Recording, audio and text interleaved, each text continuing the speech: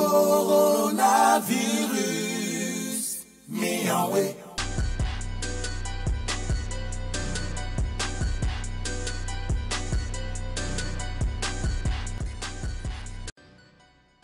Salut. Moi c'est Castley.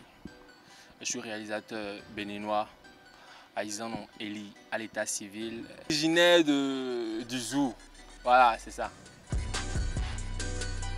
Bon, la réalisation, je l'ai vraiment commencé en 2015, je pense.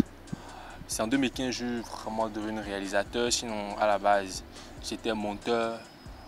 Après, je suis devenu cadreur. Donc ça, c'est dans les années 2011-2012. Donc voilà, je me suis vraiment consacré à la réalisation à partir de 2015. Et voilà, c'est ce que je fais jusque-là.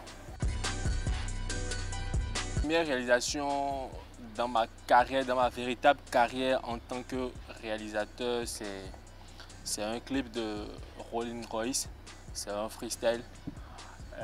Avant, je réalisais des clips, mais bon, c'était pas aussi professionnel, c'était plus amateur. Je m'amusais, j'apprenais des trucs. Et bon, je suis vraiment devenu réalisateur et j'ai fait le premier clip en 2016, je pense. C'est un clip de Rolling Royce. Oui, c'est un freestyle que j'ai pensé, j'ai réalisé de A à Z. Donc voilà. Ce son est pour les connards qui baissent que des connasses.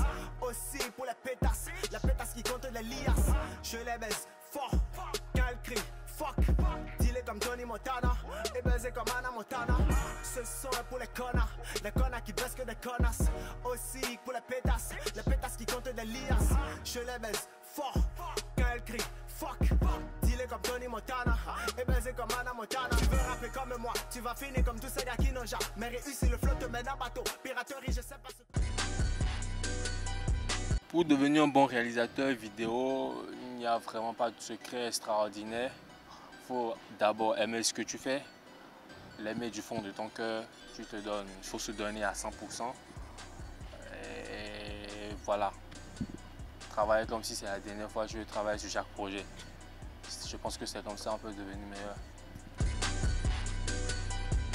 Déjà, il y a le contact avec l'artiste. Si l'artiste te contacte, voilà, je reçois le son, je prends le son d'abord, je l'écoute. Et après ça, je demande à l'artiste si lui-même, à la base, il a une proposition d'idée. Parce que les artistes, quand ils écrivent leur son ou quand ils sont en train de poser, des fois, ils pensent à certains scénarios ou à certaines scènes qu'ils veulent bien qu'on développe dans le clip.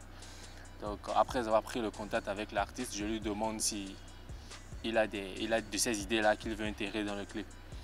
S'il dit oui, voilà, je prends et je mûris la réflexion, je change des trucs, je modifie et voilà, ça donne. Maintenant, s'il n'a pas, ça sera à moi de réfléchir de A à Z, je trouve les idées, je lui soumets. S'il est d'accord, voilà, on établit le budget, et il me donne une avance, je contacte les gens, je contacte les figurants s'il y en a. Et si on en a besoin, plutôt, je fais la location des lieux et tout ce qui va avec. Je prépare le tournage en quelque sorte. Et après, je programme le tournage et on tourne. Bon, moi, je suis quelqu'un de très drôle quand il s'agit de mon tournage. Je fais des trucs ridicules. Je danse, je fais des trucs pour mettre tout le monde dans le bain, tout le monde dans l'ambiance pour que ça passe très bien. Parce que je n'aime pas quand c'est un peu tendu, ça me dérange un peu. Donc voilà, je suis prêt à me ridiculiser, à faire n'importe quoi pour que le tournage se passe très bien et pour qu'on soit dans de bonnes ambiances pour travailler. Je ne peux pas les compter, hein. J'ai travaillé avec plein d'artistes. J'ai travaillé avec des artistes que je n'ai même pas mis mon nom sur leur projet. J'ai travaillé avec plein d'artistes en fait, il y en a beaucoup. Anecdote. Je me rappelle, c'est un projet, c'est un clip que j'ai tourné, c'était l'année passée, c'est pas encore sorti jusqu'à présent. J'aime bien ça, j'aime bien le clip. Et voilà, on avait fait un repérage, on devait tourner un plan à Boycon, je pense. Oui, donc on s'est réveillé tôt le matin, on a eu quelques complications, on n'a pas vite démarré, tout ça. Donc en chemin, moi j'ai gardé ma voiture, l'artiste aussi a gardé sa voiture avec son équipe, moi aussi avec mon équipe. Donc on allait, quand on est arrivé à Kassato, je pense, il y a sa voiture qui nous lâche, la voiture de l'artiste nous lâche. On a trouvé un coin chez un mécanicien là, on a garé sa voiture. Donc après, il est venu, enfin, une partie de son équipe est venue chez moi et les autres ont pris l'autre moyen de déplacement, la tricycle, les trucs avec trois, Dans le soleil, il était midi, tout du genre. On est resté comme ça et on a quitté à Kassato vers les midi, 13h comme ça. Arrivé un peu avant les glows ou bien tout ça, moi-même ma voiture me lâche.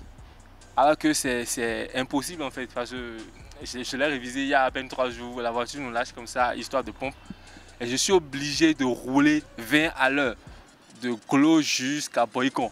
On a fait plus de 4 heures sur la voie, tout le monde transpirait. C'était terrible. Arrivé là-bas, ce qui m'a le plus fait rire, c'est quoi? Arrivé là-bas, on gare la voiture, en même temps tout le monde descend. Je dis, mais pourquoi la voiture ne démarre pas? J'éteins le moteur.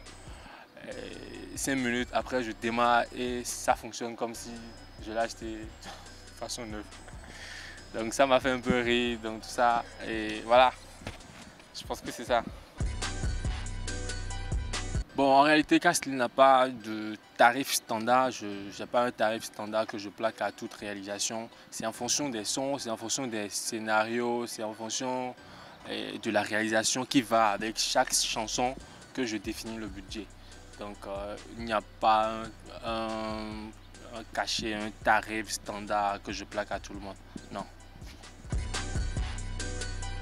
Ça va un peu avec ce que je disais tout à l'heure, côté ambiance, tu vois. Je suis prêt à danser, à faire de n'importe quoi pour mettre l'ambiance sur mon tournage. Donc voilà, cette danse-là, c'est surtout pour mon tournage, pas pour en faire une carrière.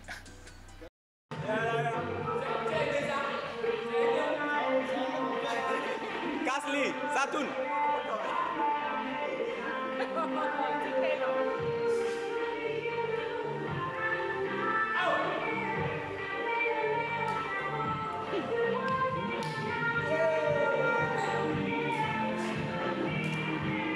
Il fait les branques qui aiment. Apparemment. Castley, mieux.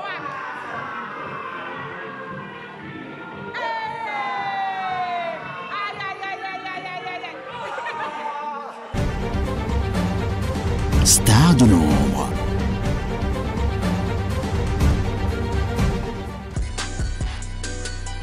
Voir quelque chose de mieux que je dirais pas forcément. J'aime tout ce qu'ils font, tu vois. J'aime beaucoup ce qu'ils font. Chacun est dans son monde, chacun est dans son délit, en train de faire ce qu'il peut faire, tu vois. Donc voilà, dire que j'ai une touche particulière, non, je ne dirais pas ça. Je travaille seulement et je fais ce que je peux faire, je réfléchis, voilà, je m'amuse sur mes réalisations. Maintenant, bon, voilà, je ne sais pas si ça se démarque d'une manière ou d'une autre de ce que les gens ont l'habitude de faire. Moi, je ne vise pas ça. Moi, je travaille seulement en fait. Donc voilà. Bon, Nicanor, touche particulière, non, je pense pas. C'est pas forcément qu'il a une touche particulière. C'est surtout parce que à part le côté professionnel qu'on développe, on développe aussi un lien qui est beaucoup plus familial, tu vois. On passe beaucoup de temps ensemble, on discute beaucoup, on s'échange beaucoup d'idées, tu vois. Donc voilà, quand le son est là, il me remet, je réfléchis, on travaille sur ça. Mais bon, ça c'est Nicanor, ça aurait été n'importe qui, quoi, tu vois. N'importe qui me confie son travail, moi je le fais à cœur ouvert, je le fais toujours comme si c'était la dernière fois que je vais réaliser ma vidéo, tu vois. Donc c'est pas forcément une touche particulière qu'il a et tout, quoi, ça aurait été n'importe qui. Je sais pas pour les autres, hein, mais moi ça me fait beaucoup plaisir. Moi j'aime beaucoup travailler dans l'ombre, je n'aime pas du tout m'afficher, tu vois. Même sur les réseaux sociaux, c'est récemment j'ai commencé à animer un peu sinon ma page était morte. Donc voilà, moi j'aime beaucoup plus quand tu es dans l'ombre, tu travailles et que c'est ton travail qui te fait voir ou bien qui parle à ta place, quoi. Moi je préfère plus ça. Ouais, je vis pleinement de mon art pour le moment. C'est ça qui me donne tout ce que j'ai, c'est de ça que je vis en fait. Le projet Star de l'ombre, c'est un projet très intéressant, très intéressant parce qu'il y a beaucoup de ces gens qui sont dans l'ombre, qui sont en train de travailler, de bosser dur, mais qui ne sont forcément pas révélés au grand public, tu vois. Mike Record, le papa des faiseurs de stars. Je pense que ce projet est là pour mettre en quelque sorte quelques visages sur ces grandes personnes qui sont en train de travailler de façon très intéressante en fait. Donc je soutiens fortement le projet et je souhaite une longue vie à ce projet-là.